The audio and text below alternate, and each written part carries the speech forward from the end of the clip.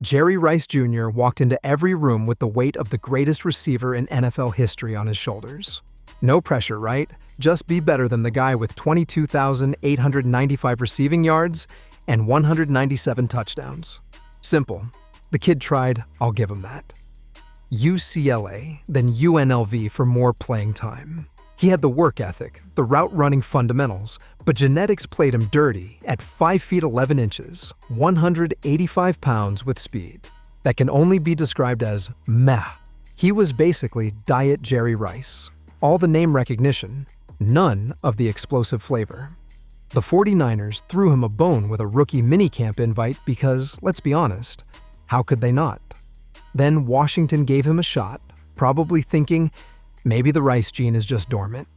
Spoiler alert, it wasn't training camp cuts hit harder than Richard Sherman's trash talk, and Jerry Jr. found himself in the CFL faster than you can say Montreal Alouettes.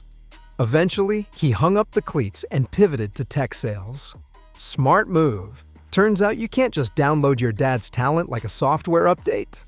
But at least Jerry Jr. stayed out of trouble. Unlike our next entry, whose off-field issues made headlines for all the wrong reasons. Marcus Vick should have been a cheat code. He had Michael Vick's DNA, Virginia Tech's facilities, and enough natural talent to make scouts drool on paper. He was the sequel that could rival the original. In reality, he was more like a poorly made knockoff you'd find at a dollar store. The talent was undeniable. Dual-threat quarterback with a cannon arm and wheels. But while his brother was electric on the field, Marcus was electric in all the wrong places.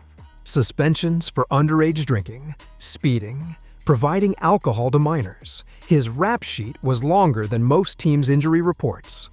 Then came the 2006 Gator Bowl, where he decided the best way to end his college career was by stomping on a Louisville defender's leg on national television. That's real classy.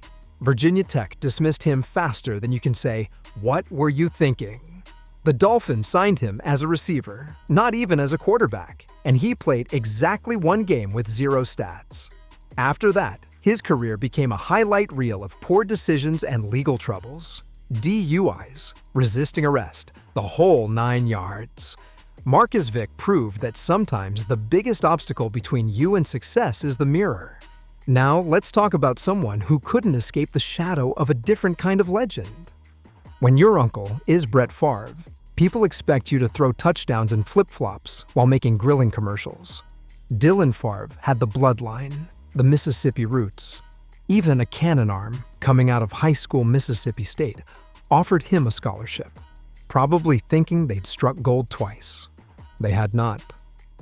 Dylan redshirted, transferred to Pearl River Community College for playing time, then bounced to Tennessee Martin, a small FCS school that most people need GPS coordinates to find. Multiple transfers are usually a red flag, kind of like when someone says, "I'm not dramatic, but..." Despite the transfers and the famous last name, NFL scouts weren't impressed. He went undrafted, unsigned, and quietly faded into the background. Sometimes the family tree just doesn't produce the same fruit twice. Dylan proved that having Favre embroidered on your jersey means nothing if you can't back it up between the white lines. Speaking of legendary last names that couldn't save careers, let's discuss a Montana who wasn't quite Joe Cool. Being Joe Montana's son is like being born on third base and everyone expecting you to hit a grand slam. Nate Montana started at Notre Dame, the same hallowed ground where his dad became a legend poetic, right? Except Nate couldn't crack the depth chart if his life depended on it. After redshirting and going nowhere fast, he transferred to Pasadena City College for reps, then back to Notre Dame where he remained firmly planted on the bench. Still searching for meaningful playing time, he transferred again to the University of Montana in 2011. At least the last name matched the school. There, he finally saw the field and posted stats that can generously be described as unfortunate. 4 touchdowns to 5 interceptions. That's not the ratio you want when scouts are watching. The 49ers gave him a tryout, probably out of respect for his dad, but Nate didn't make the roster. No NFL team signed him. His pro career ended before it began. proving that even the most legendary genetics can skip a generation.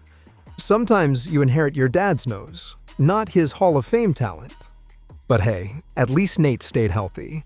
Unlike our next Nepo baby, whose body betrayed him before his talent could, Cody Grimm's dad, Russ Grimm, was a punishing offensive lineman in Washington's legendary Hogs unit, a Hall of Famer who bulldozed defenders for fun. Cody played the opposite side of the ball as a safety, relying more on heart than size. He walked on at Virginia Tech and clawed his way to becoming a full-time starter by his senior year. That's the kind of grit that makes scouts take notice. Tampa Bay drafted him in the 7th round in 2010, and incredibly, injuries forced him into the starting lineup as a rookie. He even scored a pick 6 against the Panthers, looking like a hidden gem. Then his body said, absolutely not. A broken fibula ended his rookie season prematurely. The next year, the same leg broke again. That's football telling you it's time to reconsider your career choices. Grimm appeared in just 23 games over 3 seasons before injuries forced him out of the league. His heart was willing, but his fibula was weak. Sometimes the NFL breaks you literally, not just figuratively. Cody proved that having a Hall of Fame dad can't protect you from the injury bug. Now let's talk about someone whose name opened every door in football, but whose talent couldn't keep any of them open. Bobby Carpenter had everything on paper: Ohio State pedigree, NFL bloodline through his dad Rob Carpenter, and a first-round draft slot, 18th overall to the Cowboys in 2006. Dallas thought they were getting a steal. They got fleeced. As a rookie, Carpenter racked up a whopping 11 tackles all season while mostly playing special teams. The next few years weren't much better. Fans and coaches criticized him for avoiding contact and missing assignments. You know, the two things linebackers absolutely cannot do. He became infamous during a 2010 episode of Hard Knocks when teammate Mark Colombo mockingly called him Barbie Carpenter after he failed to make a play in practice. Imagine being roasted on national television by your own teammate. That's tough. After 4 forgettable years in Dallas, he was traded to the Rams and released within a month. Then came brief, meaningless stops in Miami, Detroit, and New England.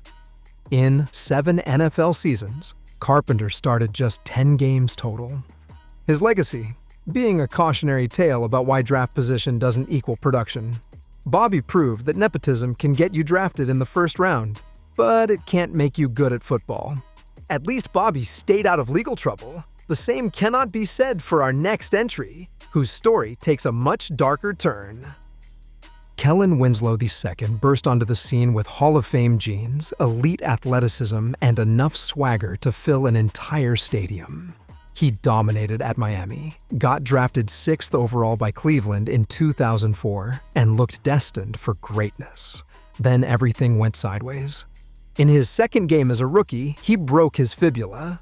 Season over. Then came the motorcycle accident during the offseason, despite his contract explicitly forbidding such activities.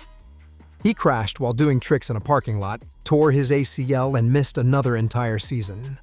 The Browns withheld his salary, and honestly, who could blame them? When he finally returned in 2006, he showed flashes of brilliance. 1,100-yard season, Pro Bowl in 2007. But the talent was overshadowed by constant drama. He clashed with coaches, teammates, and team doctors. He famously called himself the greatest tight end ever, which is bold when you're not even the greatest tight end in your own family. His career wound down with forgettable stints in Tampa, New England, and New York. But the real nightmare began after football. Multiple arrests and criminal charges culminated in a 2018 case that resulted in conviction. His life completely derailed, proving that natural talent and a legendary last name mean nothing if you make catastrophic decisions off the field. Let's shift gears to someone whose career was defined by disappointment rather than disaster. Jarrett Payton carried the heaviest name in Chicago sports history. His dad, Walter Sweetness Payton, was beloved not just for his talent, but for his character. Jarrett had to live up to a literal icon. At the University of Miami, he spent years behind future NFL stars like Clinton Portis and Willis McGahee. Finally, his senior year came, and he broke out. Over 1,000 rushing yards and MVP honors in the 2004 Orange Bowl. It looked like the Peyton magic was real. The NFL disagreed. Jarrett went undrafted in 2004. The Titans signed him but kept him on the practice squad. He never played a regular season snap for them. Desperate to play, he went to Canada and joined the Montreal Alouettes, rushing for nearly 700 yards in one season. Respectable, but not legendary. He tried to revive his NFL dream with the Bears, his father's team, which should have been a perfect Hollywood ending. It wasn't. He didn't make the roster. His career fizzled out quietly, a stark contrast to his father's electrifying brilliance. Jarrett's story isn't one of scandal or injury, just a talented player who couldn't quite reach the impossible standard set by his Hall of Fame dad. And finally, we saved the most iconic Nepo baby failure for last. Barry J. Sanders had the most legendary running back name in NFL history. His father didn't just dominate the league, he redefined the position with moves that defied physics. Barry Jr. had the bloodline, the training, and everyone's attention before he ever touched a football. He chose Stanford over his dad's Oklahoma State, spending most of his career buried behind Christian McCaffrey on the depth chart. In 3 seasons, he rushed for just 315 yards total. That's not a typo. 315 yards over 3 seasons. In 2016, he transferred to Oklahoma State as a graduate student, finally wearing the same uniform his dad immortalized. It should have been destiny instead. He played 13 games and rushed for a grand total of 93 yards. 93. After college, Barry J. didn't even attempt professional football. He transitioned straight into media and marketing, eventually working for EA Sports. He never tried to be his father, because frankly, how could he? Some shadows are just too large to escape. And there you have it. Every NFL Nepo baby the league would rather you forget about. These guys prove that legendary genes, famous last names, and NFL connections can open doors. But they can't play the game for you. Talent doesn't transfer through DNA like eye color or a receding hairline.